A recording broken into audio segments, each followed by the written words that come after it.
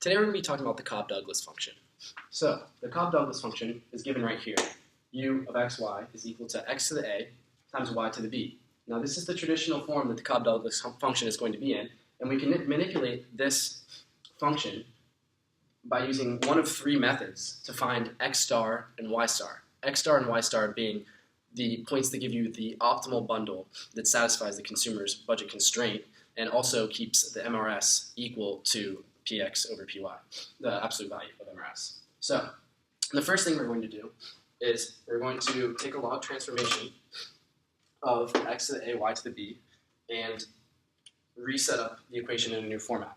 We know that this can be simplified to a log x plus b log y based on your log properties.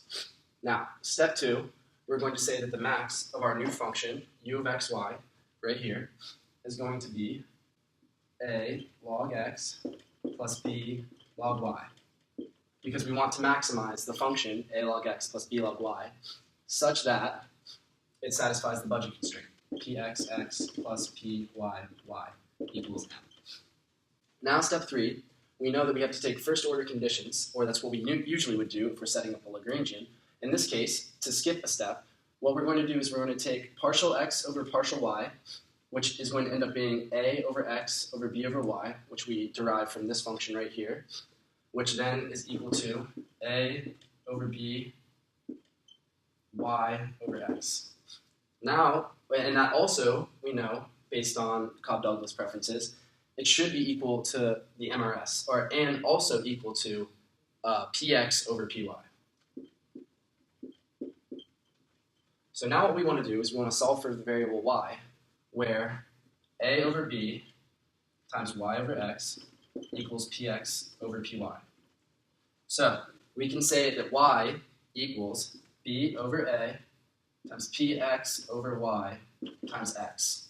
And this is the equation that we're going to plug back into our budget constraint so that we can find the maximum values of x and y, x star and y star, that are also optimal for the consumer. So we have y equals b over a times px over py times x. And we can cancel the py's right now, and we can factor out an x such that x parentheses px plus px times b over a, if I'm not doing my math wrong, is equal to m. Now, we get to the final step, we just do a little bit of algebra, and we can simplify this equation now into m over px times a over a plus b. So x star is equal to m over px times a over a plus b. Now that we get from doing the algebra and simplifying this equation a little bit more. So once we get our x star, we can now plug this back into the original equation, or the budget constraint, to find our y star, which our y star in this case is going to end up being m over py, b over a plus b. Once you get these 2 points, you have your x star, y star, and you can plug back in your price of y and your b and a to find your optimal bundle. All right, so David showed us a method for finding x star, y star using the MRS condition and the budget constraint. Now I'll show how we can use the budget constraint and turn it into a maximization problem to get the same answer. Notice here is the answer David got right before me. So first of all, you have your typical Cobb-Douglas function, x to the a, y to the b, and by log transformations that David showed, this becomes a log x plus b log y. So what do you do now? Well, the first thing you do is you have your budget constraint, right? pxx plus pyy equals m. We know that, it's standard. And we just solve for y. So what you do, you move the px to the other side, and you get that y equals m minus pxx. Then you divide everything by py, so over py. And now, since you solved for y, you're actually allowed to plug that into your utility function. So the utility equals a log x plus b log m minus pxx all over py. Well, now, if you actually look closely, you can see that you have a function that is only dependent on one variable, x. So now what we can do is just take the standard derivative with respect to x and set that equal to 0. Well, why is it equal to 0? We know that at a maximum point, the derivative is always 0. So we will set that 0 is equal to the derivative of this guy with respect to x. We see there's an x here and an x right here. So what's the derivative of a log x? We know that's the standard a over x plus, now we want to derive here, but we first have to apply the chain rule.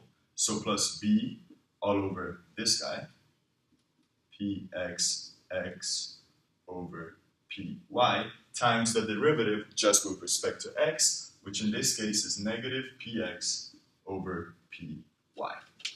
Well, now what you want to do is you want to solve for x, right? And because that will be your x star. So right here, that's step 4. What you do is you take 0 is equal to, and now here, as you can see, in this fraction, you're multiplying by py and then dividing by py. So you know these two cancel out, and you get that 0 equals a over x plus, well, in this case, it becomes a minus, b px all over m minus pxx.